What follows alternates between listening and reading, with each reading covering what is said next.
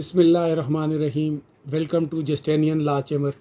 Weaver, आज हम जिस टॉपिक पे जो डिस्कशन करेंगे वो है तलाक़ के इस्लामिक पॉइंट ऑफ व्यू से, और जो प्रोसीजर है फैमिली कोड का उसके तहत हम इन दोनों को जो है आज डिस्कस करेंगे कि तलाक़ क्या है, तलाक़ की तारीफ़ या डिफिनेशन क्या है, और फिर इसका मोड क्या है, फिर रिटन तलाक़ क्या है, और इसको जो प्रोनाउंस किस तरह किया जाता है, अगर जो प्रोसीजर को फॉलो नहीं करता तो इसकी पनिशमेंट क्या है। तो हम इसको जो है इसको सबसे पहले हम डिस्कस करते हैं कि तलाक़ जो है बेसिकली अरबी ज़बान का लफ्ज़ है और इसका मतलब है मैरिज को ख़त्म करना, शादी निकाह को ख़त्म करना।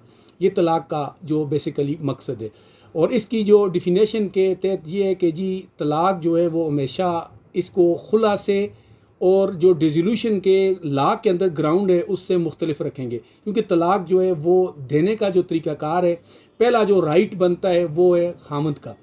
फिर उसके बाद ये राइट अगर उसने तफवीज़ किया है अपनी बीवी को या किसी अपने एजेंट को किसी पर्पज़ के लिए, किसी टाइम के लिए, तो वो भी जो है उसको निकाहनामा के अंदर जो निकाह पढ़ा जाता है तो शर्त जो लिखी जाती है तो तलाक़ तफवीज़ या डेलीगेटेड पावर के अंदर ये लिखा जाता है। अब या खामन देगा या बीवी को अगर पावर डेलीगेट की गई है, या थर्ड पर्सन या किसी भी एजेंट को या किसी को भी उसने वो पावर अगर डेलीगेट की है तो ये तलाक़ देने का ये लोग तलाक़ दे सकते हैं।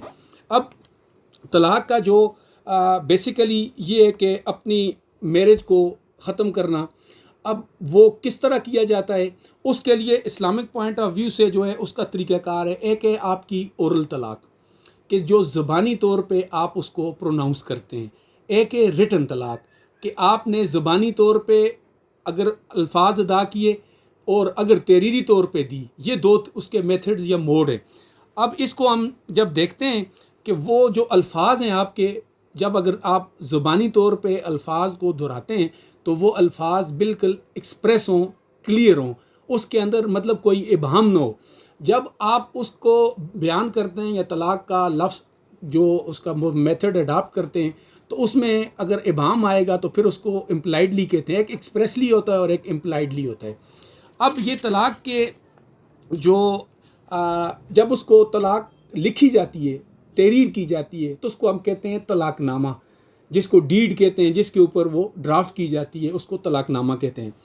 अब तलाक़नामा जो है वो जब तलाक़नामा लिखा जाता है तो उसको डिक्लेयर करवाने के लिए उसका जो ऑथेंटिक मेथड होता है जो कानून के अंदर, वो काजी के सामने, उसके फादर के सामने, वाइफ के या विटनेसेस के सामने, ये टेस्टिफाई करने के लिए, वेरीफाई करने के लिए ये इसका तरीका है।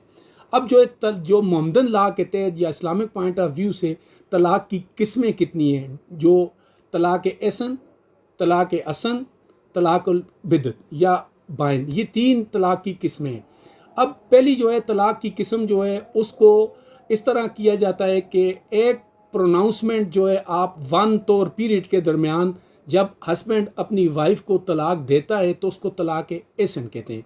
अब उसमें जब इद्दत कंप्लीट हो जाती है, उसकी इद्दत वो कंप्लीट कर लेती है, तो उसके पास से वो अगर वो रुजू नहीं करता तो एक तलाक़ का जो उसकी राइट है वो ख़त्म हो जाता है, तो वो तलाक़ एक जो है उसकी अफेक्ट हो जाती है, तो इसको तलाक़ एसन कहते हैं। अब तलाक़ असन जो है, तलाक़ असन जो है, तलाक़ असन से वो तीन प्रोनाउंसमेंट जो है वो आप 1 मंथ 1 तौर के दरमियान आप करते हैं और रुजू नहीं करते। एक महीना गुजरता है, फिर दूसरा महीना गुजरता है, फिर तीसरा महीना गुजरता है, तो वो 3 महीनों में जब ये तलाक़ प्रोनाउंस की जाती है तो ये तलाक़ एसन अफेक्ट हो जाती है। तो अब इसी तरह जो है वो तीसरी जो है तलाक़ बिदा या तलाक़ बाइन जिसको हम कहते हैं, वो इस तरह है कि उसमें आप एक ही दफ़ा में, एक ही वक्त में वो अल्फाज 3 दफ़ा तलाक़ों का दोहरा देते हैं, उसको फिर वो रिवोकेबल नहीं होती। ये पहले वाली दो जो हैं, अगर आप एक प्रोनाउंस करते हैं वो हो सकती है, दूसरी अगर प्रोनाउंस करते हैं आप उसको कर सकते। जब आप 3 आपने एट ए टाइम कर दी तो इसको जो है वो आप रिवोक नहीं कर सकते, दोबारा रुजू नहीं कर सकते। तो ये इसकी जो वो किस्म है कि जी तलाक़ की अक़साम को हम किस तरह 3 अक़साम है, तलाक़ एसन, तलाक़ असन, तलाक़ बिदअत। अब इसके साथ जो हमारा ये जो था हमने इस्लामिक पॉइंट ऑफ व्यू से मोहम्मदन लॉ के तहत वो थोड़ा सा हमने शेयर किया। अब आ गया फैमिली लॉज के तहत कि तलाक़ जो दी जाएगी वो किस तरह दी जाएगी। उसके लिए जो फैमिली लॉज के तहत मुस्लिम फैमिली लॉ ऑर्डिनेंस 1961 के तहत 7 जो उसकी सेक्शन या आर्टिकल आप उसको कंसिडर करें, उसके तहत उसमें ये है कि जी आप उस प्रोसीजर को फॉलो करेंगे। प्रोसीजर जो है उसके अंदर लफ्ज़ शेल का है, मैंडेटरी है कि जो हस्बैंड है जब वो ओरल या इन राइटिंग जो तलाक लिखेगा तो वो थ्रू जो यूनियन काउंसिल है उसको देगा, चेयरमैन यूनियन काउंसिल को, जिस जगह पे मैरिज रजिस्टर्ड होती है उसको देगा। वो एक जब नोटिस रिसीव होगा, नोटिस रिसीव होने के बाद ओरल या इन राइटिंग तलाक है उसने नोटिस लाजमी यूसी को भेजना है, वो फिर आगे वाइफ को भी फॉरवर्ड किया जाएगा। फिर 30 दिन के अंदर ही वो कॉन्स्टिट्यूट करेगा आर्बिट्रेशन काउंसिल, जिसको मसालियाती काउंसिल कहते हैं।